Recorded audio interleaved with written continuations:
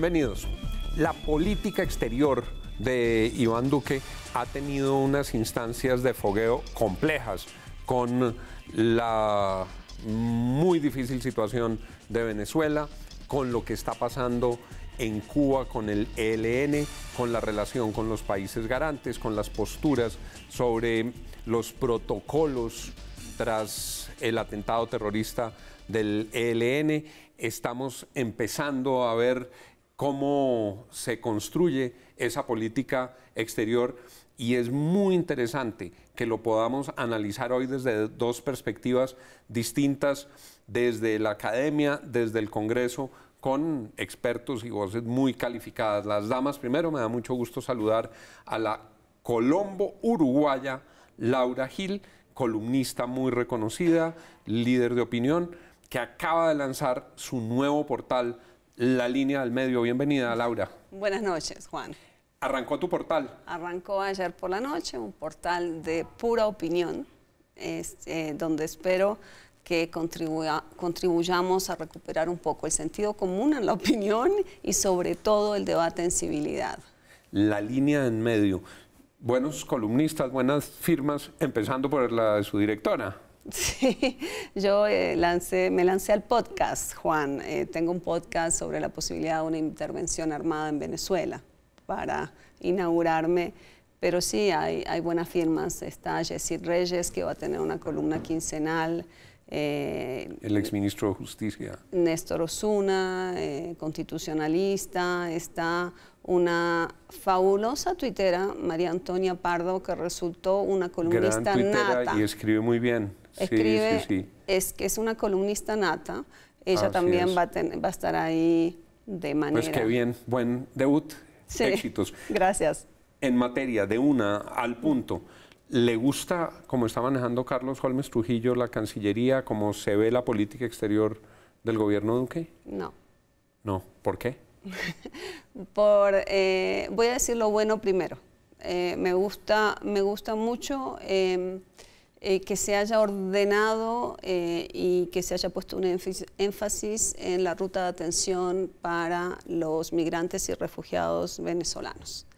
Eso me parece que ha sido un acierto y lo reconozco como un avance. El resto me parece que es una política exterior que está perdiendo espacios en el mundo, espacios fundamentales para Colombia, como lo son, por ejemplo, la Alianza del Pacífico. Colombia pasó de ser un motor de la alianza a ser el palo en la rueda de la alianza en el Pacífico.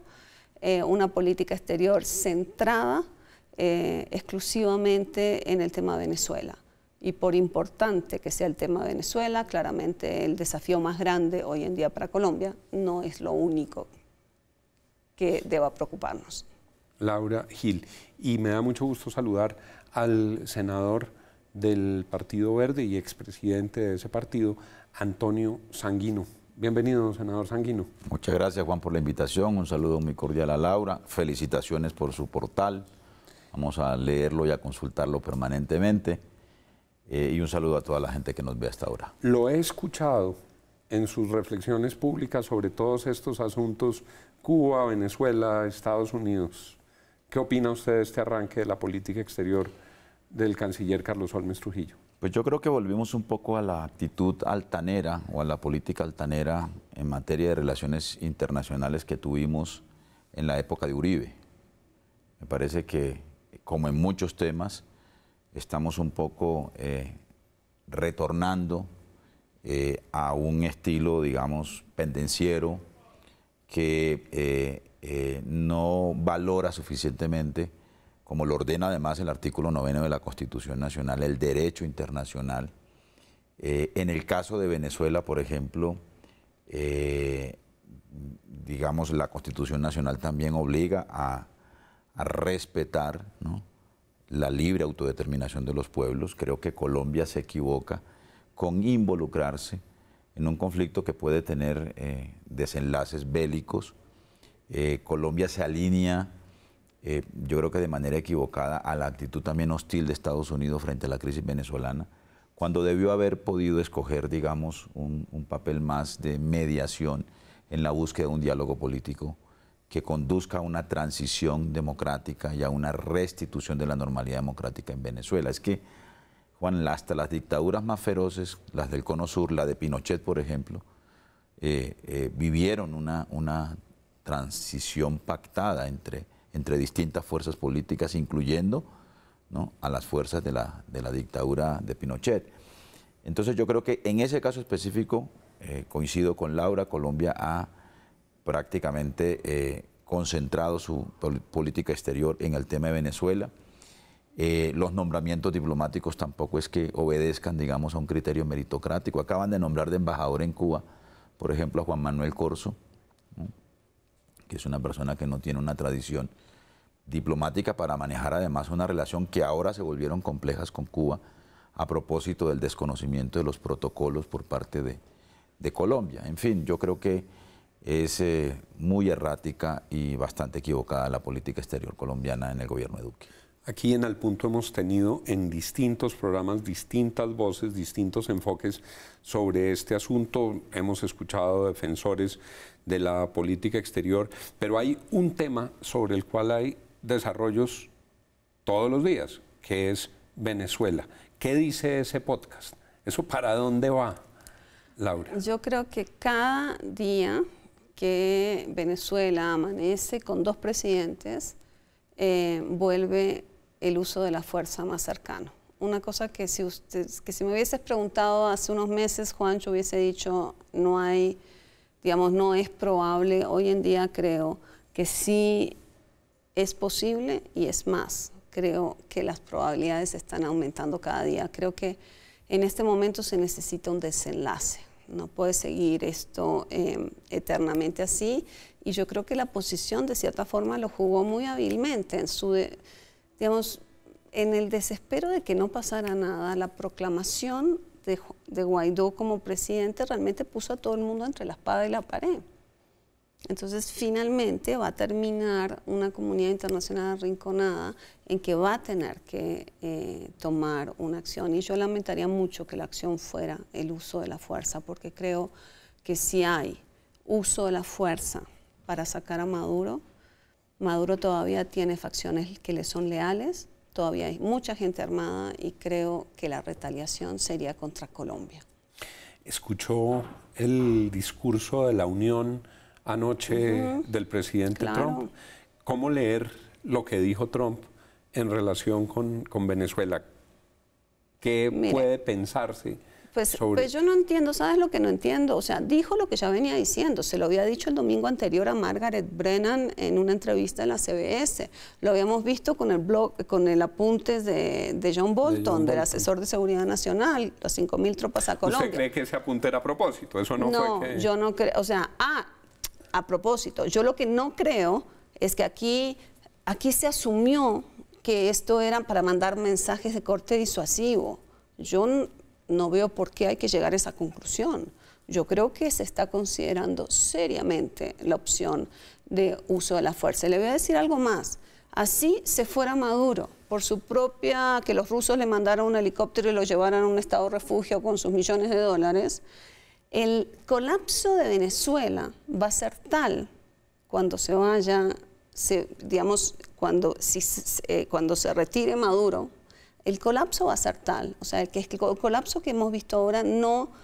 O sea, puede ser peor. Puede ser aún peor. Peor que lo que peor, le voy a decir una cosa, ahora. y peor que lo que está pasando ahora.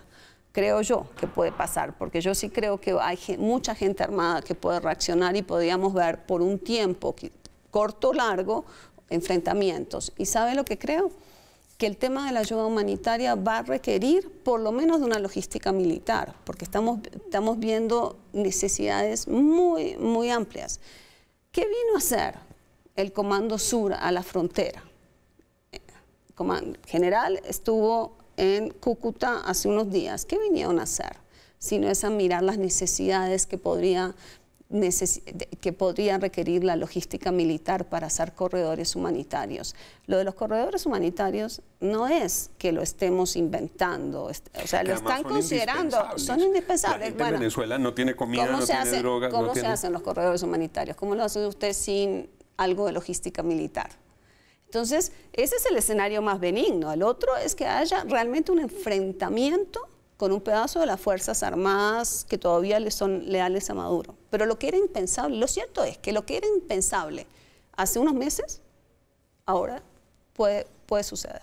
Senador Sanguino. Pues lo que dijo Trump en su discurso anoche pues, no indicaría que estuviésemos ya en presencia de una decisión de una acción militar sobre Venezuela por parte de Estados Unidos. Entre otras cosas porque Estados Unidos está tratando de salirse de Afganistán y está tratando de salirse de Rusia. Luego entonces una acción militar que puede tener consecuencias impredecibles, que además le costaría casi todo a Colombia, ¿no? Yo no lo veo, digamos, en el corto plazo. Creo que lo que se va finalmente a imponer es una salida negociada, que es lo que está tratando de promover México y Uruguay. Estaba convocada para mañana una cumbre de actores, de actores distintos del continente y de parlamentarios, etcétera. Yo mismo firmé, y varios de nosotros en el Congreso firmamos una declaración en la búsqueda de un diálogo político. Un diálogo político entre gobierno y oposición. Hemos sabido que varios países se están moviendo en la búsqueda de un diálogo. El propio Maduro acudió al Papa, ¿no?, Francisco, para que habilitara un diálogo. Yo creo que Maduro debe estar conminado a que tiene que abrirse a un diálogo político, sí, para evitar, digamos, que esto desemboque en un conflicto bélico. Creo que Colombia está jugando con candela, porque, digamos, la Cruz Roja se negó a ser parte de la operación humanitaria, ¿no?, que estaban tratando de hacer en estos días, ayer y hoy, ¿no? Porque había dicho en un principio que sí, la Cruz Roja en Venezuela. Pero es que una acción humanitaria tiene que ser neutral y tiene que ser independiente, como ha dicho la propia Cruz Roja, o apoyándose en la Iglesia Católica para esos efectos. Porque fíjense que, digamos, esa operación humanitaria, pues hasta ahora no ha sido exitosa, y lo que se está convirtiendo es en un elemento adicional de polarización de mayor nivel entre el gobierno y la oposición. Laura. No, yo creo que la propuesta, si uno ve lo que fue la sesión de emergencia del Consejo de Seguridad sobre Venezuela, la propuesta tanto de México y Uruguay está invisibilizada y con muy poca atracción política en este momento. Es de lamentar, pero es así. El Grupo de Lima no llegó con una posición definida al Consejo de Seguridad. Por supuesto, en consenso en torno al reconocimiento de Guaidó, pero no en cuanto a la posibilidad de diálogo. Colombia y Brasil fueron los más duros en que no hay posibilidad alguna de que se pueda discutir algo con Maduro, y algunos los demás muy escépticos, pero diciendo quizás sí, podemos darle un último intento, como Argentina. ¿Cuál es, digamos, lo que yo considero que traba un poco la negociación? Es que el punto de partida a estas alturas no puede ser el punto de partida que había hace un año, que era básicamente: Maduro, usted se queda unos meses, usted convoca elecciones limpias, con observación internacional. El punto de partida de una negociación hoy tiene que ser: Maduro, usted se tiene que ir ya. Y lo que tenemos que negociar es las condiciones de la salida. ¿Cómo vamos a hacer para darle garantías también a que su fuerza política sea representada en las elecciones? ¿Cómo hacemos una transición un poco ordenada para que no haya el colapso que le digo que puede ser todavía peor de lo que vemos? Pero tiene que ser a partir tiene que irse hoy. ¿Y sabe lo que creo? Que Maduro va a terminar inmolándose en el Palacio de Miraflores antes de negociar su salida. He escuchado esto varias veces, que Maduro prefiere un final dramático que heroico, de alguna manera lave su nombre. ¿Usted cree que eso es posible? Pues sí, yo no veo a Maduro corriendo en un avión para Moscú. O sea, yo lo veo muy sólido, lo veo además entregándole concesiones adicionales a los militares y a la Fuerza Armada leal al régimen y al gobierno. Pero yo siento que, por lo que conozco un poco también, siento que hay sectores en el madurismo, en el oficialismo, que progresivamente se mueven hacia una solución dialogada y negociada. Por supuesto que si el punto de partida es Maduro salga ya, pues es muy difícil que la negociación se haga viable. Pero creo que cada vez hay más conciencia de que hay que propiciar un diálogo político entre gobierno y oposición. Laura Gil, Antonio Sanguino, muchas gracias por haber estado con nosotros hoy. Gracias, Juan. Y no te dije la dirección de la línea. ¿Cómo es? www.lalineadelmedio.com. www.lalineadelmedio.com. Ahí está el primer podcast de Laura. Senador, muchas gracias. Muchas gracias, Juan, por la invitación. Y a ustedes, muchas gracias por estar con nosotros. Sigan con Red Más Noticias.